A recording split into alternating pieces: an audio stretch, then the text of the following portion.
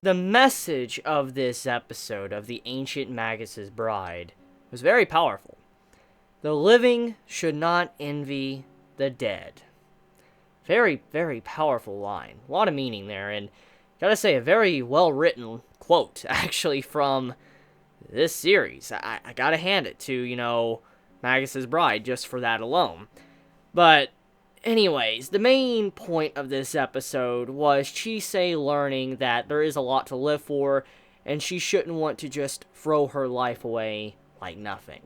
And that is kind of the big theme going on here. And with it, we get some insight to Chise's backstory. For some reason, you're unaware of, the OVA. Like, if you haven't watched the OVA, then a lot of the stuff in this episode, when it comes to some of the backstory, is going to be relatively new to you. Now, even if you have seen the OVA, the content that was in the flashback was stuff that we got brief glimpses at, but we didn't really get anything clarified whatsoever. And in this case, we see Chise contemplating, is there even a reason to carry forward with her life? For instance, to continue to live.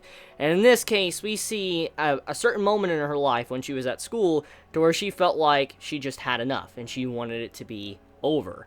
And while she was thinking about this, the dragon, was next to her and looked into her memories and saw it for himself. And it was like, the living should not envy the dead.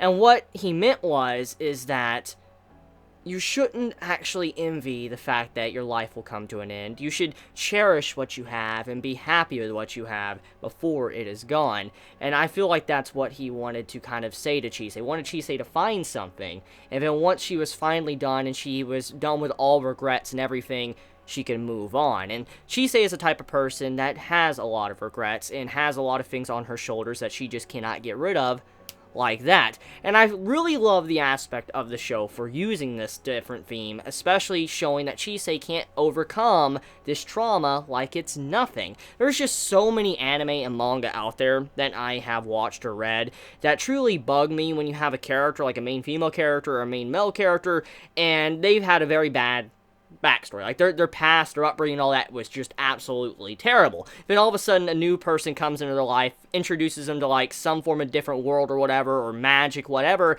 and then the character is just completely different. The character is no longer thinking about the past. The character is able to move forward and be completely happy, smiling, go lucky, and that's just not how real life works. That's not how trauma works at all. And so I really respect the fact now, with this series, The Ancient Magus' Bride, that Chise is not able to overcome her issues with just one episode. It's not that easy, and I appreciate that. I truly, truly appreciate that from this series, showcasing that Chise has something very deeply integrated into her core being, and it's just not going to go away. I mean, when you think about it, what she's been through since she was a very young child, what she's had to witness, being moved from place to place, never having a home, going into an orphanage, and then being driven to the point to where she wants to be basically a slave, it's obvious that this is a very big trauma within her, and stuff like that doesn't disappear. And seeing that she is holding on to this even after her world is starting to brighten up a bit and things are becoming a little bit happier, you can see that she still has not let go of this deeper darkness within her, especially when she has these flashbacks and she's thinking like it'd be better if she was able to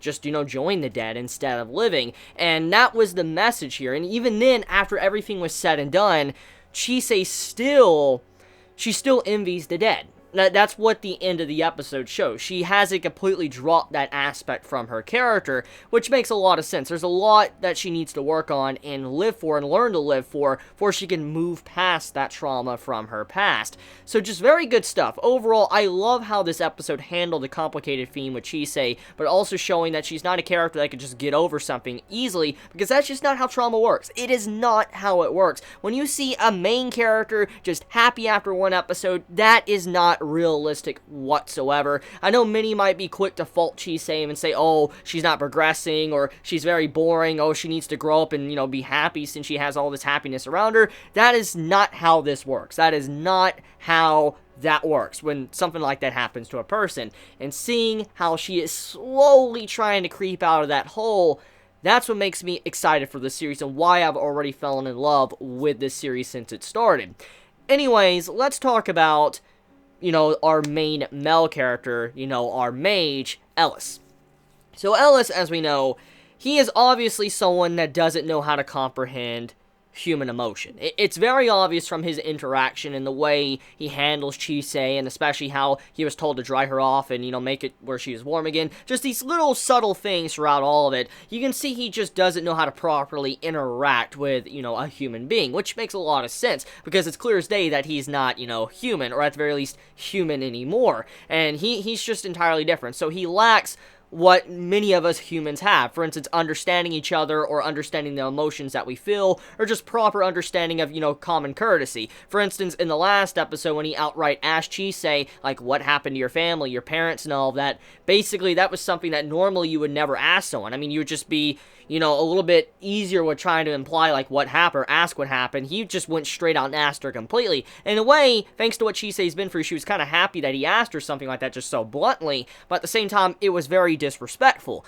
And this just shows a side to, Elias, that he is not someone that comprehends proper decency with, human beings. And so, it's obvious that he wouldn't be able to grasp Chise's trauma and completely understand it. Number one, even if he was a human, it wouldn't mean that you would be able to understand it. Because if you haven't been through it yourself and you haven't experienced it yourself, obviously you cannot comprehend what the person has been through. It's kind of like people saying, like, oh yeah, I know how it feels, I feel bad for you, like, I know how it feels to, like, lose someone or whatever, but in reality, they never had to, like, let's say, lose their father or mother, but then they're, like, saying, oh, I know how you feel. You don't know how they feel. You've never been through what they've been through. So basically, it makes sense. Even from a perspective, even if he was human, he wouldn't probably understand Chise because he's never experienced what she has. But even then, though, he still lacks the comprehension of what she has been through because of how he is. So, I'm looking forward to seeing how he develops and how he comes to terms with learning more about Chise, because he has stated he wants to,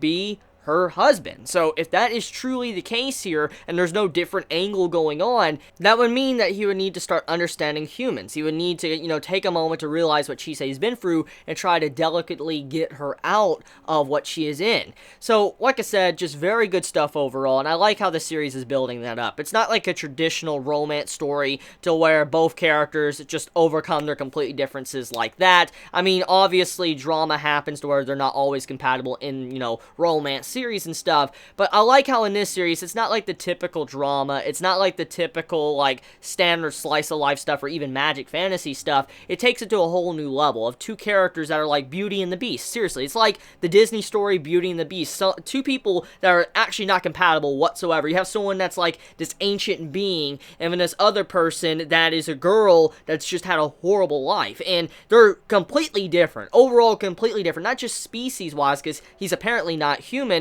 but just they're so different. It's standard Beauty and the Beast story. He's trying to figure out how she feels, and she's trying to overcome her burdens. So, very good stuff. Just overall, I like how the series is done. Now, I'm even more thankful for the fact by the way this episode was handled. I was actually kind of getting a little bit scared. I was getting a little bit scared with the cliffhanger of last week's episode. Not for the fact of what many were saying, that it might be more into an action-based series, but the fact I was worried that this new character that was introduced was going to be a potential love interest that was going to be relatively annoying, because I've seen enough romance manga and anime to know that when a new guy character is introduced into a romance, usually they're used for, like, a love triangle to spark drama between the characters, stuff like that. I'm so used to that. And seeing how the series, this episode, did not go down that path, I truly appreciate that so much. I mean, number one, it didn't have the action thing going on, because with the dragon coming in, grabbing, Chise like that, you would assume it would have turned into, like, an action series, like a battle of mages and stuff going at each other, but that wasn't the case whatsoever. There was nothing like that done, which made me enjoy this episode, because it didn't change what made this series so good. The vibe of it, the theme, and the flow of it, and, trying to tell a story, a character-driven story, instead of just an action story, and I'm glad it didn't kind of shift over into an action series. But then on top of that, I really appreciate the fact that, we get the same tone with it throughout the entirety of the episode that we've already been established since the first episode. So, we didn't have the drama stuff with the extra love interest, we didn't have it shift over into action, it just overall kept what we know and love, and even made it better, because it actually made me feel for a character that was introduced for the first time in this episode. Now, that is a very rare thing indeed. I mean, a lot of times when a lot of series try to make you care for a character, they could overdo it to a point to where you're like, okay, this is just exaggerating and I don't care anymore. Or they just don't do it good enough. And in this case, somehow I felt really bad for the dragon, but then I smiled as well because of the message of it. I wasn't necessarily sad for his loss or him going away, but it was just, it's kind of like, okay, it's not the level of sadness to where you're sad he's gone, but it's that level of sadness to where you're happy to see him being able to move on and take his next path, his next part of his life, or what cycle that needs to happen. And that's what I felt, or how I felt after watching this episode.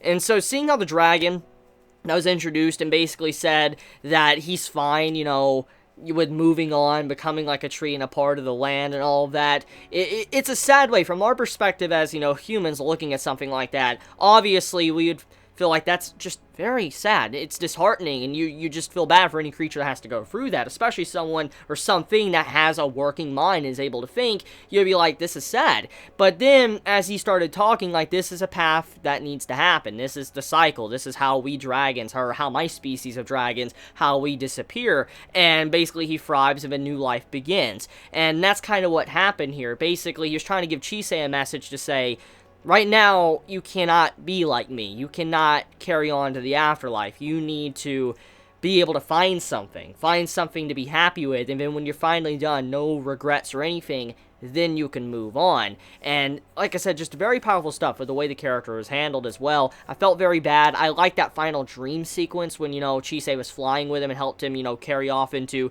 you know, the afterlife and all that, and he got to move on. That was just a really good scene. Well executed scene.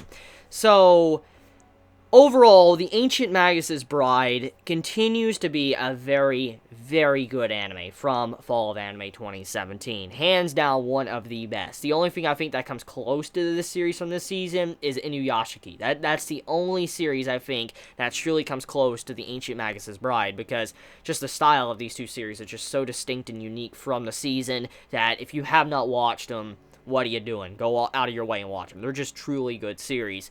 So yeah. This is the third episode, so I guess I should ask, how many of you are going to continue to watch or drop this said series? Because since this is the third episode and we're following the golden rule of anime, this will determine if you drop or continue watching. So please be honest in the comments below how you felt about this episode, how you feel about the series thus far. Even if you're not going to drop it, let me know your thoughts about how you felt about it so far, and tell me why you like it. And if you dislike it, let me know as well why you dislike, you know, the series. So anyways, I love you guys. Thank you so much for watching this video. If you enjoy my content, please subscribe. If you like my video, please leave a like. And if you want to support me for I can continue to focus on YouTube, go in the description and support me on Patreon. It does help me out quite a bit. So I love you guys. Please be safe. Chibi out.